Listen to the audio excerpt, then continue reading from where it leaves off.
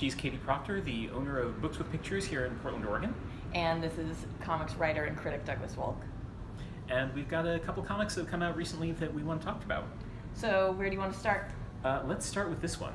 Avengers, No Surrender. This is Avengers number 675, the first of a 4-month-long weekly story that's got this fantastic kind of lenticular, holographic, cover-y thing, with a whole lot of people kind of popping out of it. So what's going on here? What's going on is that the Earth seems to have been stolen and moved someplace else.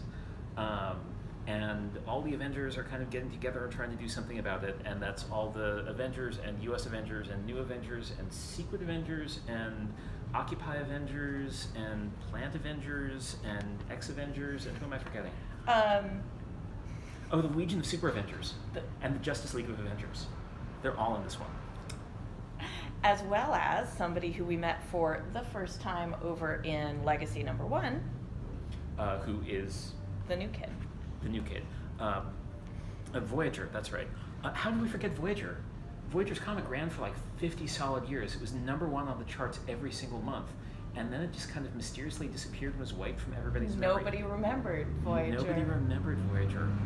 So, this is Marvel's new big story. This is where the big Marvel story is happening. Now, one of the things that I find really fun about Avengers No Surrender is that in addition to replacing all of the Avengers line of books with this one weekly series, they are crediting the whole writing team of all of those books. So it's Jim Zub and Mark Waid and Al Ewing kind of writing it together, and they've been writing collaboratively. I just saw a note from Jim Zub that he put on his blog this morning where he talks about how they proposed this late in 2016, and then they had a story conference in February of last year, and then they started turning in scripts every 2 weeks starting in March. So they've been working on this for a bit. One of the, I think, really interesting things, I know as someone who didn't read Avengers comics as a child, and who really has only been current on Avengers comics for the last handful of years, is that this whole Voyager business sort of, I think, replicates for a lot of longtime readers the sense of being lost in continuity that yeah. I have been swimming in for a while now. I love that sense of being lost in continuity. I love that feeling of not knowing. People always ask me, like, where do I start reading this so I know everything that's going on? Like, why would you want to know everything that's going on? Confusion is fun. Make note of the confusion and then you can figure it out. So no matter how long you've been reading Avengers comics, Avengers No Surrender Part 1, number 675, is here to give you that sense of confusion, new and fresh. It's kind of beautiful that way. What else we got this week? The other one I want to talk about actually technically really came out last week, but we didn't review books then, so let's talk about it now. I want to talk about Secret Weapons number 0 from Valiant. And this is a prequel to the Secret Weapons series that ran last year that I utterly loved. But Secret Weapons number 0 as a unit, it is a self-contained story that is Nikki's story. So if you read or remember Secret Weapons, the series, Nikki is the girl who can talk to birds. Now, I had not read any of Secret Weapons until Katie said, you really need to read this, and within 2 pages I was completely hooked. Tell me why.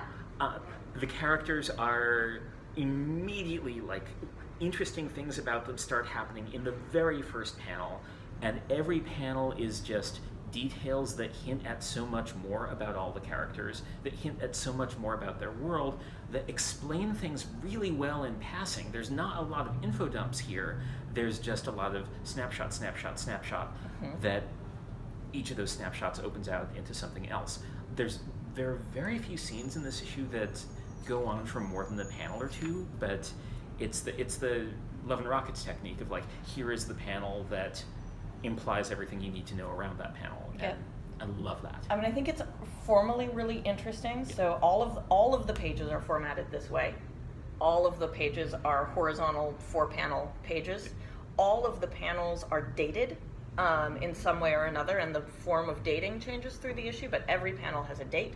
So here we have December 2nd, December 3rd, December 9th, December 18th, and every panel centers Nikki, our lead character. which I adore. Whatever is happening, Nikki is at the center of it. This is Nikki's story. It is so beautifully done, and with that level of formal consistency, telling a really broad story, it's awesome. Now I really want to go back and read all of Secret Weapons before this and see what happens after this. Well, lucky for you, Secret Weapons is out in trade, and you can pick it up. That's true.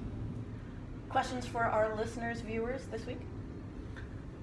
I don't have any off the top of our head. Do you have questions for us? Ask us questions in the comments. We'd love to know. Cheers.